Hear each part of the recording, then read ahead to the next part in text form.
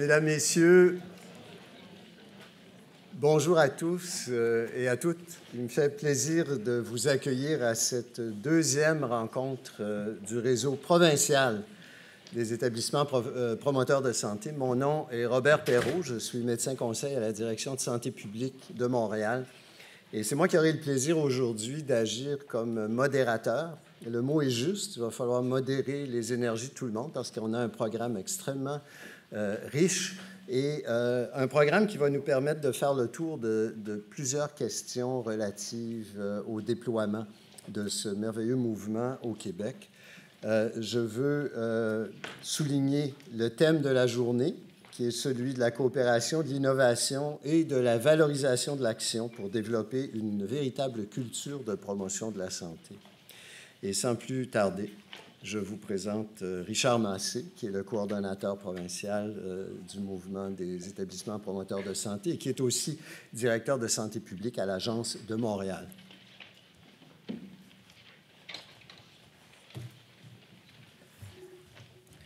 Merci beaucoup, Robert. Bienvenue tout le monde. On est très content que vous joigniez pour la conférence annuelle 2014. C'est une opportunité pour nous d'échanger sur les activités du réseau québécois et puis de voir l'évolution des priorités qu'on a développées au cours des dernières années du travail qu'on a fait. Donc, avec le thème du concept et la réalité, on veut que tout le monde puisse voir qu'est-ce qui se passe. Puis c'est une demande de votre part. C'est quoi, est-ce que les membres sont en train de faire? Est-ce qu'on est capable entre nous d'apprendre de ce que les autres font? Et puis, est-ce qu'il y a des modèles qui sont instructifs? De là, l'intérêt des présentations qu'on va avoir aujourd'hui. Près d'une douzaine de personnes vont venir présenter ce qu'ils font, puis vont nous permettre d'échanger dessus. Donc, la journée est axée sur ce travail de mise en commun. Le réseau québécois, c'est 38 établissements membres, donc 24 qui sont dans la région de Montréal, 11 à Montérégie, 3 qui sont dans d'autres régions du Québec et en expansion. Comme vous pouvez le voir, on a eu 17 nouveaux membres entre 2011 et 2014. Des gens qui viennent de plusieurs missions différentes au niveau de la santé. Et on est en train de discuter d'avoir des membres associés, des gens donc qui ne donnent pas des services de santé, mais qui pourraient se joindre au réseau et devenir donc des collaborateurs tout à fait pertinents. On a une particularité québécoise que les autres réseaux n'ont pas, sauf exception. On est un des seuls à avoir un réseau santé, services sociaux intégrés. Comme je l'ai déjà mentionné antérieurement à plusieurs reprises, si on ne l'avait pas fait au cours des années 80, on aurait beaucoup de misère à le faire maintenant, mais on bénéficie de cette jonction-là avec la vision qui a été développée, la complémentarité des services, et je pense que c'est d'autant plus important quand on veut faire la promotion de la santé que cette approche-là soit reflétée dans nos activités. La coordination, au cours de la dernière année, a été transférée à la Direction de la santé publique de Montréal. On est très contents. On est très contents de l'appui qu'on a de l'équipe. Louis Côté est avec nous, qui a été le coordonnateur au niveau québécois, au niveau international aussi. Jeanne-Évelyne, qui a fait la transition l'année passée, nous accompagne aussi, mais toute l'équipe nous aide infiniment à la mise en place d'un réseau qui, comme vous le savez, a été mis en place en 2005 au niveau international avec 900 membres. Et on va avoir le docteur Pélican qui va nous parler dans quelques minutes des grands enjeux au niveau international qui sont mis de l'avant par le réseau. On travaille avec le secrétariat international. Il y a une rencontre la semaine prochaine où est-ce que tous les membres du réseau international vont discuter entre eux un peu de la même chose que ce que nous, on discute finalement, le partage des outils, des grands enjeux au niveau de la promotion de la santé reliés aux établissements de santé. Et, vous mettez de l'avant des choses que vous connaissez, la mission du réseau international, qui est essentiellement d'intégrer les concepts, les valeurs, les stratégies en promotion de la santé au sein des organisations qui sont à la fois un milieu de travail, Donc, un milieu de vie pour un grand nombre de personnes. On sait que le réseau de santé, c'est le plus gros employeur du Québec. C'est aussi un milieu pour des patients avec une zone, entre guillemets, de réception à des messages santé qui est fort important compte tenu des moments de vie qu'ils vivent à ce moment-là. Et aussi un milieu d'influence dans leur environnement large. Et ça peut aussi être très stimulant, très promoteur. Ça touche toutes les normes aussi. Pourquoi un réseau québécois? Essentiellement pour être capable de développer ces environnements qui favorisent la santé. On sait que les choix de santé sont conditionnés par beaucoup de facteurs sociaux, économiques, mais ces environnements-là qui se créent dès la naissance ou même avant, on peut les influencer. On peut travailler sur des pratiques cliniques préventives et plusieurs d'entre vous êtes actifs là-dedans et on va repasser, dans le fond, les normes les unes après les autres. On peut travailler à rendre les usagers des réseaux de soins plus autonomes par rapport à leur santé. Puis il y a beaucoup d'activités au niveau international. La France a beaucoup d'activités d'autonomisation des usagers. On peut aussi travailler, comme je le disais au niveau tantôt, du personnel, des bénévoles et des professionnels qui sont en milieu de soins.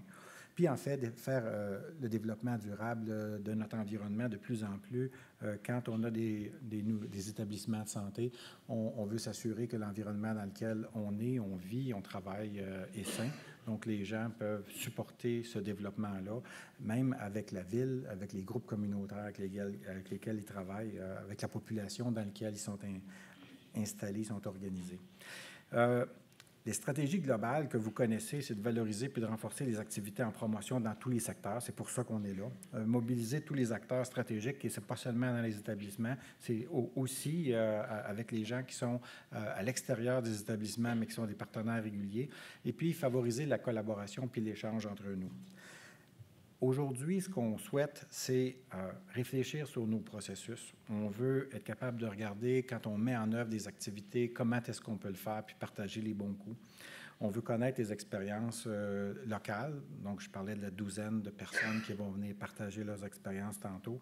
Échanger sur les conditions de succès et vous les rendre disponibles. Donc, ce qu'on fait là, on va le rendre disponible sur le site Web.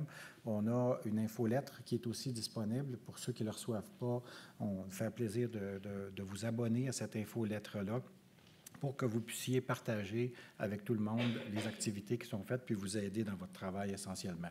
Donc, j'en profite pour vous souhaiter une excellente journée. C'est un plaisir que vous soyez là. Il y a près d'une centaine de personnes qui se sont inscrites pour la conférence d'aujourd'hui, dont une trentaine de membres. Et c'est extrêmement intéressant de voir que l'intérêt que le réseau québécois a puis la vivacité qu'on a.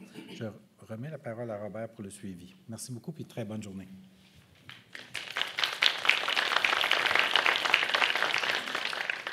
Merci beaucoup. Alors, comme vous voyez, vous venez d'entendre les objectifs de la journée. Vous venez d'être témoin d'un tour d'horizon de ce que ça représente de déployer une culture de santé à l'intérieur d'établissements dont le métier, très souvent, est perçu comme étant le traitement de la maladie. Il y a un vent extrêmement intéressant de changement de perspective qui est porté par un mouvement comme celui-ci. La raison pour laquelle vous êtes là, c'est bien sûr de voir les exemples de comment chacune des 5 normes impliquées dans ce projet-là est déployée, comment ça s'actualise dans le quotidien de plusieurs établissements. Ça, c'est l'objectif fondamental. Mais par-dessus tout ça, il y a également l'opportunité de rencontrer les gens. Les pauses sont certainement aussi importantes que les présentations. Vous verrez des personnes vous raconter leur démarche. Vous verrez également comment ces démarches-là peuvent être appliquées chez vous. Vous aurez certainement des questions. Alors, l'idée du réseautage ici est fondamentale. C'est un mouvement. Ce n'est pas un individu identifié dans un établissement et sur qui on fait reposer la responsabilité du succès. C'est un succès d'établissement. Cet individu-là agit comme facilitateur ou facilitatrice. Et c'est vraiment la partie importante du message que je souhaite, moi, vous transmettre. Par ailleurs, il y a un peu de cuisine à vous transmettre avant d'accueillir le docteur Pélican. D'abord, on veut remercier l'Institut universitaire de gériatrie de Montréal qui nous accueille dans cette salle absolument appropriée. On souligne aussi, bien sûr, qu'il y a 30 établissements membres, tant du Québec, de Québec, de la Montérégie, les partenaires et d'autres établissements de santé. Il y a des étudiants dans la salle, il y a des enseignants. Alors, il y a une espèce de bouillon de culture ici qui est extrêmement intéressant. Et à la lumière des présentations, je pense que vous pourrez mettre tout ça à profit. Les communications Wi-Fi sont disponibles. Il y a un réseau qui apparaît sur vos appareils. On aimerait bien sûr, que vous fassiez comme moi et que vous fassiez taire le téléphone. Pour le reste, on verra plus tard, mais avant d'aller plus loin, je veux vous présenter le Dr Pélican et on va tout de suite entrer en ligne. Le Dr Pélican est un des fondateurs du mouvement. Il est directeur du Centre collaborateur de l'Organisation mondiale de la santé pour la promotion de la santé dans les hôpitaux et les soins de santé.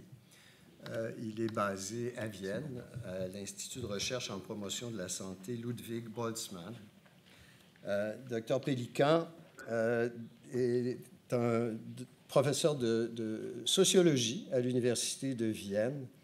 Il participe à tous les grands mouvements mondiaux relativement à la promotion de la santé, dont un membership à l'Union internationale pour l'éducation et la promotion de la santé, dont il fait partie du conseil d'administration. Il est également sur le comité éditorial de la revue Health Promotion International. C'est un homme qui est extrêmement actif et dynamique dans la promotion de ce concept, de ces valeurs de promotion de la santé à l'intérieur de nos institutions. Dr. Pélican, it's a pleasure to greet you here in Montreal, and we will be listening to you in a minute. As I mentioned to you earlier, your presentation will be followed by a commentary by Louis Côté here in Montreal, whom I will present at this time, and then I'll hand over the microphone to you. Comme je disais, Louis Côté, qui est la cheville ouvrière et l'artisan et le promoteur initial du mouvement des établissements promoteurs de santé au Québec, est avec nous aujourd'hui et on lui a demandé de réagir à la présentation du Dr Pélican et d'y ajouter ses commentaires. Dr. Pélican, it's your turn. Thank you. Thank you so much, Robert, for your kind introduction. Good morning from Vienna to Montreal. It's a real pleasure to be able to talk to you now, and I thank you so much for your invitation. Before I start, I have to say apologies. The first one, I'm very sorry that I couldn't come in person to Montreal due to other obligations I have these days. Second, unfortunately, I'm not able to talk in French. And thirdly, I will have a little bit too many slides. Therefore, I cannot go deeply in all of them. You kindly have asked me to talk about what organizational structures are needed to support implementation of health promotion measures in health promoting institutions. I do understand that you are mainly interested in implementation, that is in the how, but I think to do a successful implementation, we have to know a little bit more about what we want to implement and why we want to implement it. The interesting question here is, do we just want to do some health promotion in healthcare? If we just want that, of course, project management would be the method we have to use, and we all know that, of course. But I think in our case, the world is a little bit more complex. We are really dealing with health promoting healthcare institutions. Let me start with a quick look at the what and remind you of our complex umbrella definition we have of health promotion and health services. You see, it's mainly about improving health gain. To do that, the whole organization has to develop its structures, cultures, decisions, and processes. And it's not only about health gain of patients, but it's also about health gain of their relatives, or health gain of the staff, of health gain of specific vulnerable groups like children or old or migrants. It's at the same time about people living in the community which are not actual patients in the moment, and of course it's about the environment. To make this very wide and comprehensive definition a little bit more technical, we have developed, as you know, 18 core strategies for patients, for staff, and for community, and we have developed 6 strategies for each of the stakeholder groups, and we have developed strategies which we would call strategies which every hospital or every institution, every healthcare institution should do, because it's mainly about improving the health promotion quality of existing services by empowering all involved for better self-reproduction in the healthcare organization, because we are not there just as patients or as staff, but we all are there as persons, and we have to reproduce as persons as well. And of course, we need empowerment for the healthcare processes and to make healthcare a more co-productive process.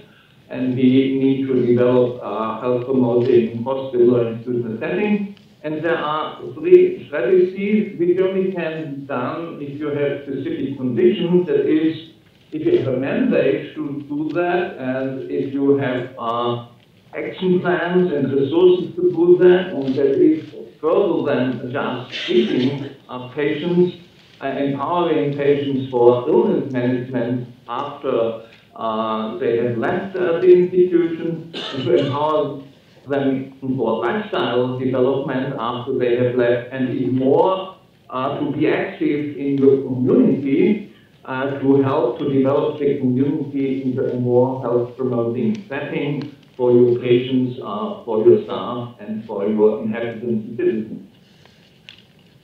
For that, to implement that, a more technical instrument has been developed, which you know, the standards for health promotion hospitals. There are 5 standards with 24 sub-standards, and you can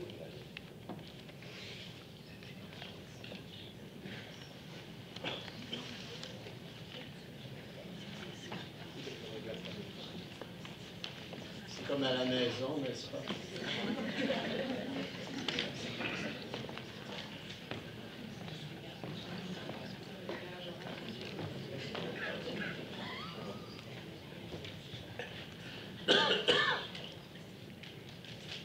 The institute needs health promoting management policies to be able to implement the other standards.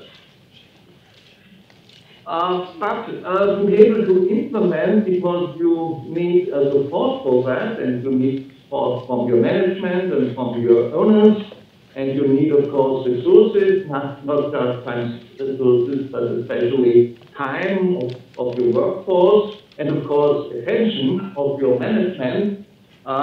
Therefore, you need a smart kind of state that you can do that.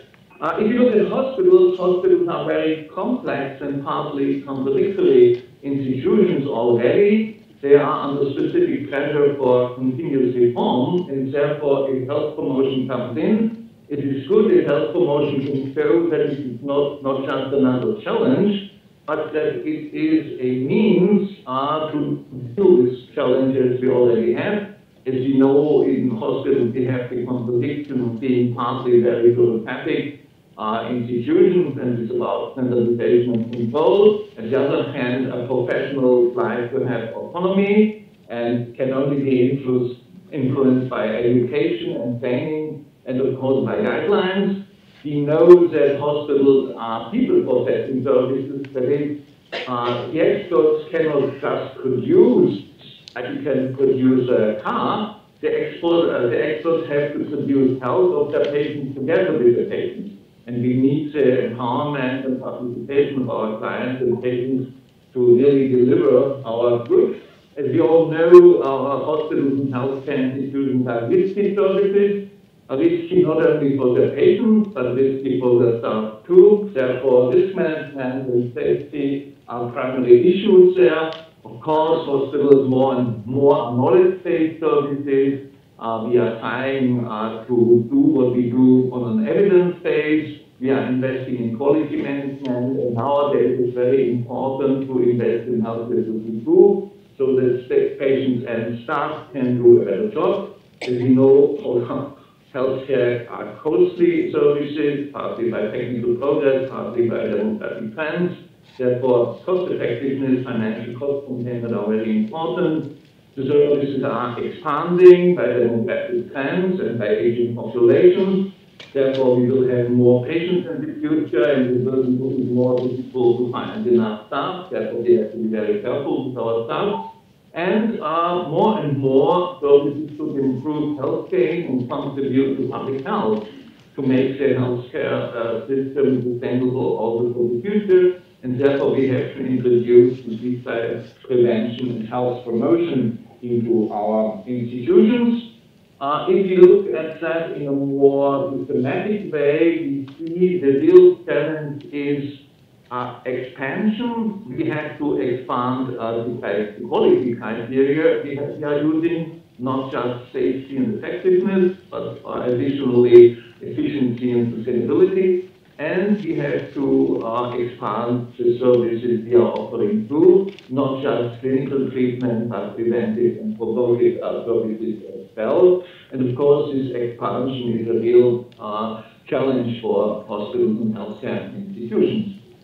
Now I come to what interests me most, that is the question of how to do that.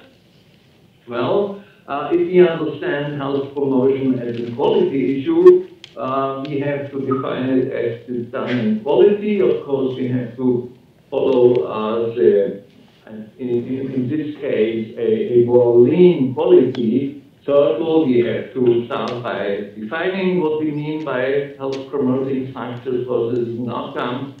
We have to assess or monitor, and then we can improve, develop, and improve. And we follow here Johnson Deacon's dictum that it's about factors, processes, and outcomes. Of course, we are interested in outcomes, but outcomes cannot be affected or steered or influenced directly. We only can do that by influencing processes. And what we really can influence is to build factors which allow for health promoting processes in our institutions. Yeah, there's a conceptual model of implementation which says that we have to look at two different things, but we have to see that they go together. The one thing is we are looking at the planned intervention, and for the planned intervention we need some planned implementation system. And of course, depending on the intervention, the implementation system will have to be more complex or can be a more simple system. And in our case, of course, we need a very complex system to be able to have a very broad kind of intervention process or policy which we understand about health promoting institutions. And of course, there can be discrepancies between what we plan and what we really have implemented. And we have to look at these discrepancies. We have to monitor that so that we can learn and can improve step by step our implementation process. If you use this small model, we would argue that to start the model, what we really need is to develop a smart business case, and I will tell you something more in a minute. A second, we need to build up an implementation system with specific capacity for health promotion. We will very much argue that we have to best integrate health promotion implementation into quality management. And of course, we need to use evidence-based and politically legitimated specific program schemes policies. What do we mean by that? Concerning the smart business case, we think it's important to introduce health promotion not just as a further aim or challenge or problem, but as a new solution for all new problems. And we have to show in this smart business case what will be the return on investment, why it makes sense for hospitals who already are so busy with very many tasks and are under pressure, why it makes sense for them to invest in health promotion. Second, we need to build specific capacities for health promotion and have to integrate health promotion criteria in all core and other relevant factors, sources, and outcomes. And we have to do that not just within the healthcare institution. Of course, we need top management for that, and we can involve human resources management and quality management. It's important to have purpose representatives in your programs. And of course, we need to convince all professional units to follow that. But we need outside the hospital to help promote promotion friendly environment by policy, legislation, and planning. We need education and training, and therefore health promotion has to start already in medical or nursing education and the other therapeutic professions. And of course, as you know very well, HPH networks, regional, national networks, can be important as an environment to support what is going on in member institutions.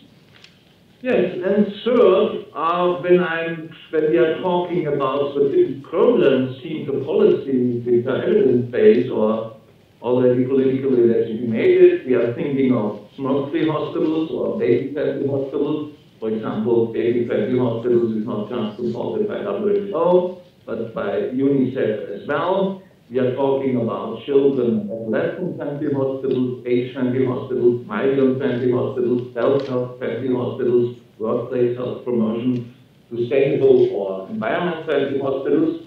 And nowadays, following the recommendations of the American Institute of Medicine of health literate healthcare organizations, which are a very important part of health promoting hospitals.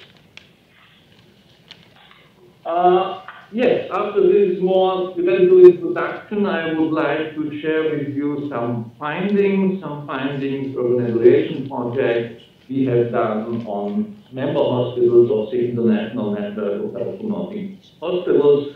First, we have developed a causal model for that, arguing that if you want to improve the health game of patient, staff, and community, you need to introduce health promoting strategies in your institution, and to do that successfully, you need to have hospital structures and resources that you really can implement these strategies. And we are showing here too that health promoting national regional network can support the building up of structures and training and to motivate hospital staff by specific strategies, but to do these strategies, they need certain structures and resources themselves within the hospital to be able to support member institutions. Yeah, we did two surveys, one on national regional network level and one on the hospital level. Here you have some data. What we did, I won't go into that deeply. It's just that you know where the data comes from. I will go into the empirical findings immediately. Yes, and the first question we tried to answer was what organizational health promoting capacities or structures support the implementation of health promotion activities in HPH hospitals.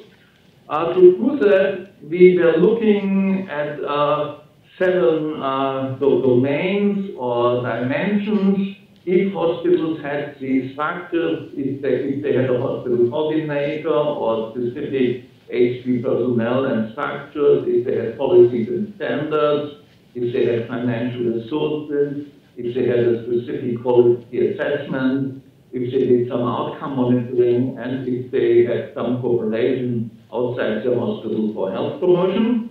And we tested the effect of these independent variables by measuring dependent variables, and we had 27 items with indices for patient-oriented strategies, measures which already had been more or less fulfilled in the hospitals, the same for staff and the same for community-oriented strategies. And when you do that, what did we find out? First, we found out that hospitals had to a different degree implemented these capacities. To see, for example, only few hospitals had specific financial resources for health promotion, only 35%, but specific personnel and practices for health promotion, 86.8 of these hospitals had. But the most important is that we see here there is a positive effect. If you have written health promotion policies and strategies on a scale from 0 to 10, on average, hospitals who had these structures were 1.69 better than the hospitals who didn't have that. That was the strongest, that was the structure which had the strongest effect. And to see the next strong effect was this one, which is monitoring of health promotion indicators. And you see all the other strategies had effects as well. And here we were looking at patients, and we can do the same for staff-oriented strategies. And we see, again, to have written health promotion policies and strategies has the strongest effect, followed by monitoring of health promotion indicators is the second strongest effect, but all the other structures have positive effects as well. And looking at community-oriented strategies, we see in more or less the same pattern. Again, written health promotion policies and strategies has the highest effect, followed by monitoring health promotion indicators, but the other strategies have effect too. And what we can see here is that this is, yes? 3 minutes, if possible. Yes, I'm coming to the end. We have additive effects. That is, the more capacities you have in your hospital, the better are strategies fulfilled. Okay. But we didn't look only at the hospital level, we looked at, here you have a little bit more detailed description what we meant by this capacity. I believe that we looked to how can networks support what is done in member institutions, and here we found 5 strategies which have significant effects. The most important strategy that is as a membership criterion of promotion assessment. Second, that you have a written health promotion policy, and you see specific task forces by networks and health promotion implementation tools are effective too. And it's good to have, as you have now, regular network conferences that help your members to do that. Again, the effect is additive. The more effective network strategy the network has, the better, the more health promotion capacities are in the member hospitals. And that we have a last finding, because we were looking not only at HPH network as a possible supporting structure outside the hospital, we can see here that although if there are funding options for health promotion in healthcare, for example, if health promotion measures are included in the DRGs, or if there are legal regulations for health promotion, specifically in healthcare, hospitals who have that, and you see only very few, they have only very few networks who did that, but if they did that, they had better effects measured by the structures in their member institutions. And by that I come to my conclusions. My conclusions are the concept of HPH is a broad and comprehensive umbrella concept of hospital or healthcare reform. To implement such a comprehensive concept, specific health promotion capacities, its infrastructures and resources have to be built to support implementation, or at least selected parts of the concept, because nobody can at the same time implement the whole concept. This has to be strategically decided by management and best be realized in close cooperation with quality management. It has to be supported by all professional staff of institutions. which we have to motivate and which we have to engage. For convincing all relevant stakeholders of smart city movement, necessarily clarifying the return of investments in health in HPH for solving relevant problems of the institution. And I have shown you there is a number of effective capacity building and implementation strategies which we have tested within hospitals and by HPH networks. And last but not least, therefore, it can be recommended to the Quebec network of HPH and the network institution to invest in these effective measures of HP capacity building and successfully integrate implementation strategies to improve the health game of your institution. Thank you for your attention.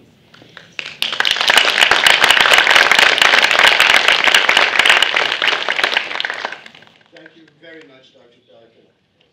Stay online, and I will now ask Louis Côté to comment. He will do so in French unless he wants to interact directly with you in English. People who wish to address questions to you may do so in English or French, and if it is English, I will gladly try. It is French, I'll gladly try and translate.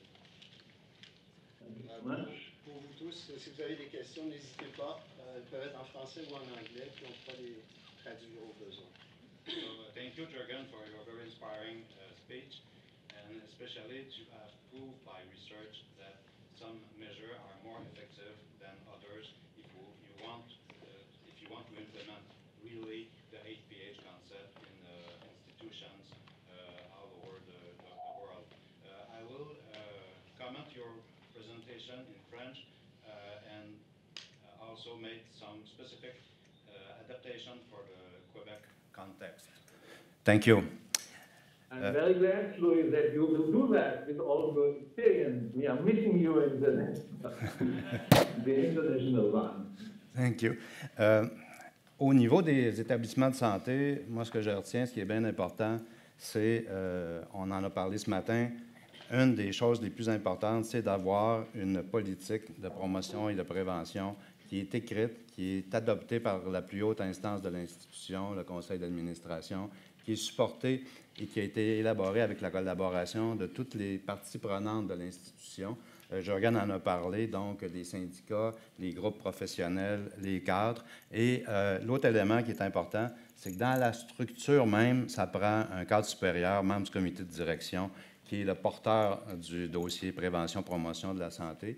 Et cette politique-là, on doit l'accompagner, la faire vivre. Et c'est important de ne pas juste avoir un groupe, un steering committee ou un groupe qui la fait naître, mais qui va la suivre et qui va l'évaluer au fil du temps. L'autre élément, évidemment, c'est d'avoir des ressources. C'était mentionné dans les mesures effectives, d'avoir des ressources humaines et financières qui sont orientées vers les objectifs, les priorités en prévention-promotion. Et dans le contexte québécois, ce n'est pas de faire quelque chose de plus, c'est de faire autrement. Et on a déjà la mission de faire de la prévention et de la promotion. On a déjà des ressources dédiées à ça. Quand on prend, par exemple, pour les ressources humaines, il y a déjà des équipes de ressources humaines, il y a déjà des budgets de ressources humaines. Il s'agit de les orienter vers qu'est-ce qui donne le plus de gains au niveau de la santé, de la population, du personnel ou de la communauté. Et donc, ça, je pense que c'est les choses les plus importantes. Si vous regardez votre organigramme et qu'il n'y a personne qui est porteur du dossier prévention-promotion, vous avez un problème.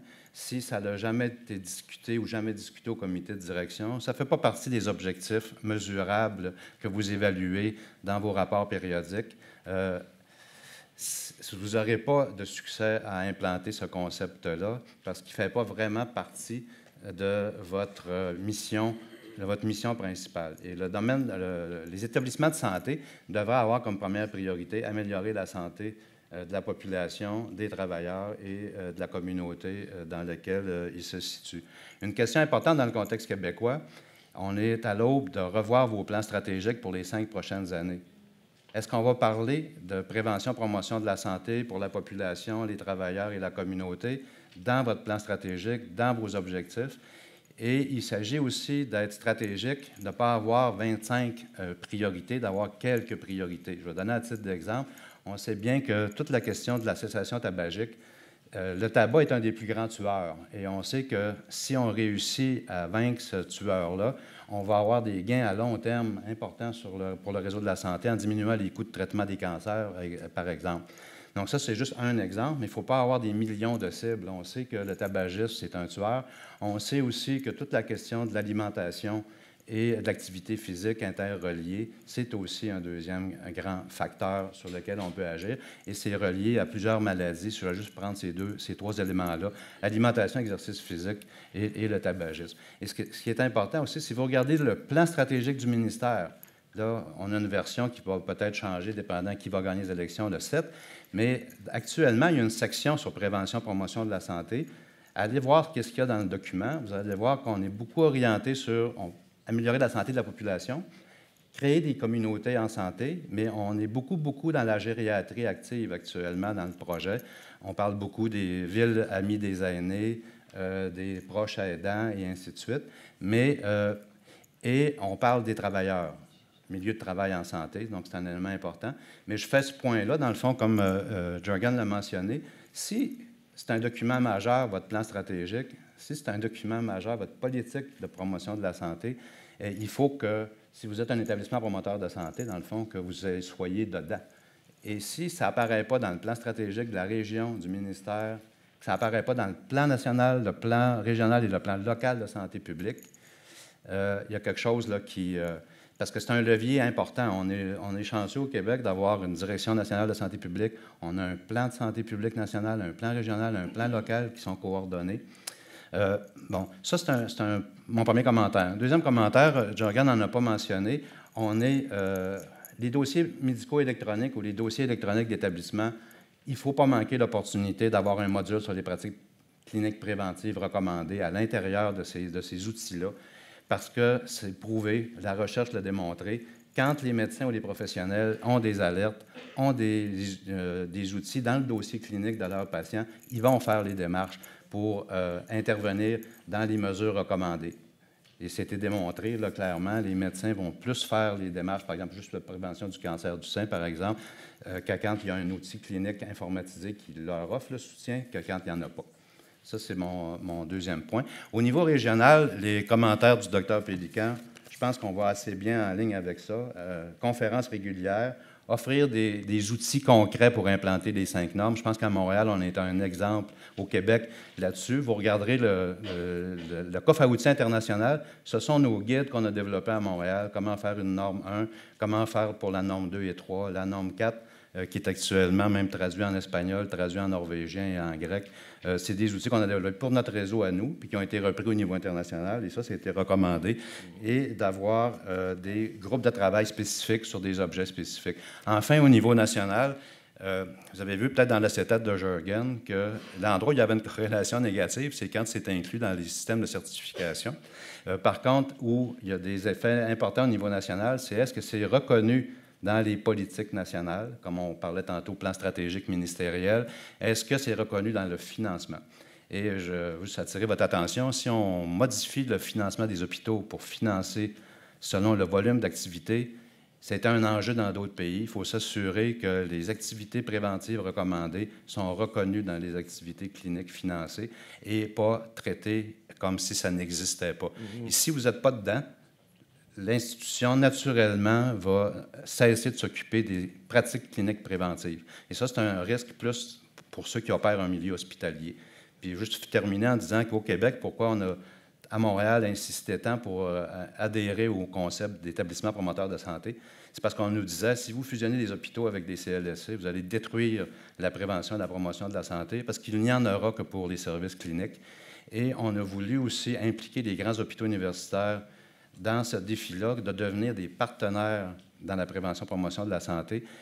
Donc, moi, je suis fier de voir qu'à Montréal, on a des CHU qui ont une direction de la promotion de la santé. C'est quand même quelque chose. Effectivement. Merci. Et c'est intéressant de nous présenter la stratégie derrière le rideau aussi, de comprendre pourquoi cette démarche-là a pris l'ampleur qu'elle prend et qu'elle prendra. Merci beaucoup, Louis. Est-ce que vous avez des questions? Pour l'instant, on a une dizaine de minutes où on peut échanger. Pour le docteur Pélican, entre autres. Dr. Pelican, I have one question for you. Yes, please. It's about the specificity of the country factor in this kind of approach. What are the specifics of implementing it in various countries in your experience, as opposed to the general aspect that you presented? Yes, I think it depends very much on the health policy the country has, and especially what the mandate of healthcare institutions is. There are countries where it's very difficult for healthcare institutions to do anything for communities because there is no financing scheme for that. But there are other countries, for example, like Italy, where there is a stronger public health tendency, and their hospitals are encouraged and get some financing for doing things together with schools or with factories and other things. Therefore, it depends very much how broad or how near the mandate for hospitals is. If the mandate is very near just on curative patient care, it is very difficult, excuse me, to do health promotion for the other stakeholders. In other countries, again, there, for example, in Switzerland, there is a strong movement for workplace health promotion, and therefore hospitals are very much encouraged to do that. And therefore, workplace health promotion was done quite well in our Swiss member hospitals because they got some financial means to do that and got other support to do that. Therefore, I think the question is in what way health policy and healthcare policy is supporting specific health promotion work in hospitals. And there are very big differences between countries. For example, the country where we find in the moment the most support is Taiwan. And our next conference in Barcelona, a real big delegation will be coming from Taiwan because the Taiwan government is very much supporting health promoting hospitals and using it not only for better quality of care, but as well for making hospitals more environment friendly and working for sustainability. Therefore, so it's very important what kind of political and legal and financial support you have and what the mandate of your institution is, how comprehensive your own implementation of health promotion measures can be. Thank you very much. Quelqu'un d'autre a des questions? Moi, j'en ai une pour nos deux piliers ici en avant, là. Vous n'avez pas l'air des piliers, mais je vous appelle ça comme ça quand même. Une des questions qui semble émerger souvent, c'est au-delà de définir une politique de promotion de la santé dans un établissement, le travail qui consiste à persuader les décideurs, persuader les conseils d'administration semble un travail parfois difficile. Il y a un lobbying qui a besoin de s'exercer. Je voulais voir dans votre expérience s'il y avait des moyens, des méthodes particulièrement utiles qui pourraient être partagées. Louis, Richard, il y a des micros un peu partout, là, je vais vous en donner.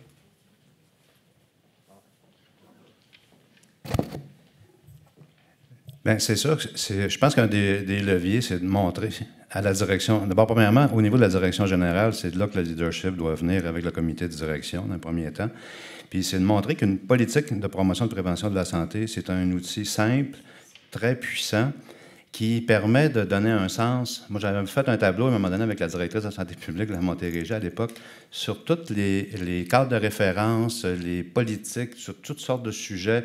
Il y a une politique d'alimentation, une politique de développement durable, une ci, une ci, une ça. Il y en a des dizaines et des dizaines comme telles. Et ça permet, je pense, le concept d'établissement promoteur de santé, d'avoir une carte très simple et de placer tous ces éléments-là d'une façon clairement compréhensible pour les membres du conseil d'administration. Ils sont capables de voir que si on a une politique alimentaire, où est-ce que ça se situe dans les quatre cadran, moi j'appelle ça comme ça. Qu'est-ce qu'on fait pour les patients, les employés, la communauté en termes d'amélioration de la santé. Puis ça permet aussi à un directeur général d'avoir une façon très, très simple de présenter, de suivre et d'évaluer son établissement. Puis moi, je l'ai présenté à des assemblées de directeurs généraux dans des régions. Et cet acétate-là, dans le fond, où je faisais classer dans juste ces 4 éléments-là du modèle du Dr Pélican, ça permettait aux gens de voir toute le côté pratique de cette chose-là et comment que ça peut aider à donner du sens facilement et de gérer facilement quand on est en haut de la pyramide, donc au conseil d'administration. Okay, merci beaucoup. Oui, je trouve ça très bien. Je veux reprendre sur le concept de business case dont le Dr Pélican a mentionné tantôt. Je pense que non seulement ça prend un leadership, comme Louis l'a dit, qui vient du sommet, et puis un appui qu'on a besoin pour être capable de monter le dossier. Mais ce dossier-là, il doit être bien développé pour montrer comment ça s'applique et puis l'impact que ça va avoir, que les gens voient les bénéfices pour tout le monde, pour les professionnels. Les gens sont très sensibilisés aux problèmes de maladies en milieu de travail. Il y a de plus en plus de personnes qui ont des problèmes de maladies en milieu de travail et pour lesquels on est capable d'influencer. Ça, c'est un argument qui peut être convaincant. Aussi, il y a tous les enjeux de retour des patients continus, la porte tournante. On en parle beaucoup en santé mentale, mais ça n'existe pas seulement en santé mentale. Donc, il y a une opportunité là. Et donc, on doit monter ce document qui va convaincre les gens et puis y associer un volet d'évaluation. Comme on disait tantôt, si on commence par des initiatives qui sont petites et porteuses, on peut les évaluer puis montrer les bénéfices et comme ça, on va être capable d'influencer, non seulement pour le mettre dans les priorités, mais le garder dans les priorités. Parce que dans un contexte de coupure dans lequel on est maintenant, ce qu'on voit, c'est qu'il peut y avoir des institutions qui vont décider de dire, bien, moi, je finance des activités, des services, puis tout ce qui n'est pas dans les services, entre guillemets, rémunérés, puis là, je fais du pouce sur ce que Louis disait, bien, on ne le fera pas, et puis on va le couper. On voit ça maintenant, cette tendance-là, alors que si on est capable de montrer ces bénéfices-là, je pense que les gens vont voir que ça fait partie des choses qui sont efficaces. Il faut qu'il y ait un win-win, qu'on crée ce contexte-là. Enfin, dernier point, le volet des politiques nationales, on a essayé de positionner une vision plus globale de la promotion de la santé que celle qui est très politique actuellement, qui a été mise de l'avant. On n'a pas été capable de le percer, mais on n'abandonne pas. Mais on a une ouverture au niveau de la région. Puis là, j'invite les gens des autres régions aussi à dire, bien, il y a une politique nationale, c'est pas une politique, mais il y a un plan stratégique national, mais il y a des plans stratégique dans chacune des régions. Et puis, on peut avoir des variations, on peut l'adapter, on peut répondre à nos besoins à nous. Fait que je vous invite à ce qu'on influence le plan stratégique au niveau de la région. Et c'est sûr que nous autres, on va tenter de le faire à Montréal, en Montérégie. J'imagine que, Martine, où est-ce que tu es? Oui, j'imagine que vous allez être à cette enseigne-là aussi. Et puis, je pense que c'est comme ça qu'on va être capable de le positionner, parce que s'il n'est pas mis dans les grands enjeux stratégiques, ça devient beaucoup plus difficile après pour chacun des établissements de le maintenir. Ça devient du rattrapage, puis là, c'est presque impossible. Tout à fait. OK, merci beaucoup. Est-ce que vous avez d'autres questions ou des commentaires? Oui, Ben, très bien, on va... Excusez-moi. Oui. Il y en a? Ah, excusez-moi, ma vision périphérique n'est pas ce qu'elle était. Dans le coin, c'est un petit peu difficile. J'ai une question pour Dr Pélican, mais je vais la lire parce que je l'ai écrite en anglais, mais je pourrais la répéter en français. Dr Pélican, I have a question for you for your experience, international experience. We know that the health gain will not be in the short term. Historically, hospitals review their budget every year and prioritize sector every year, and you talked about it, Dr. Massey. Is there, in your experience, hospital that has the concept, and I throw this out, a concept of a protected, let's say, 5-year budget plan in health promotion, as a strategy to maintain this feasibility to reach these health gain outcome in hospital? Because all the time, every year, hospitals have a crisis to manage, and sectors that do not have a quick gain often get their budget reduced. And so I wonder, outside, in your experience, do you see the board of directors using this approach? Est-ce que j'ai besoin de la redire en français? Ou... OK.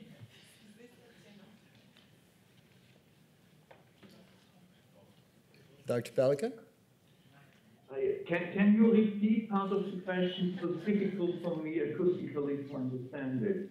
Okay, more in terms of a hospital, in your experience, hospital... I think it's better if Robert can... Yes, my microphone is better.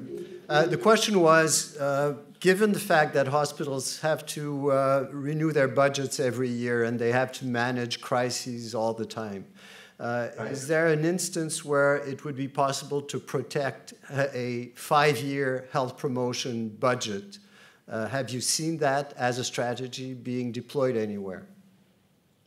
Well, I think this kind of strategy is only possible if you can show that you have some kind of immediate effect by health promotion policy. For example, in our first model project, we worked together with the hospital to change its antibiotic policy, and there we could show within months that they were saving money, and at the same time they had less nosocomial infection. You see, for very specific measures like that, you can do that.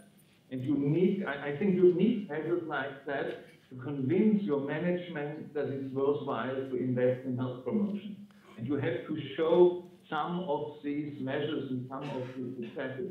If not, they won't allow you to spend money on health promotion in the long run. So you need to build in short-term targets in order to achieve anything. You need to look in short-term success stories where you can show that health promotion really is good for solving hospital problems. Okay, thank you very much. That's an interesting strategy.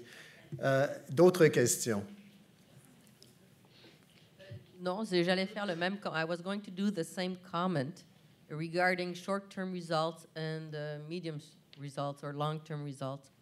And one of the strategies, I think, from a national point of view, that we do have for curative very specific targets. And we should have, maybe if we want to keep health promotion, specific targets on an annual basis, but maybe on a medium basis that are kind of imposed for institutions as they are for curative, where we have more and more constraints given performance and also given budgets. So we have to have something which is more results-oriented. Merci.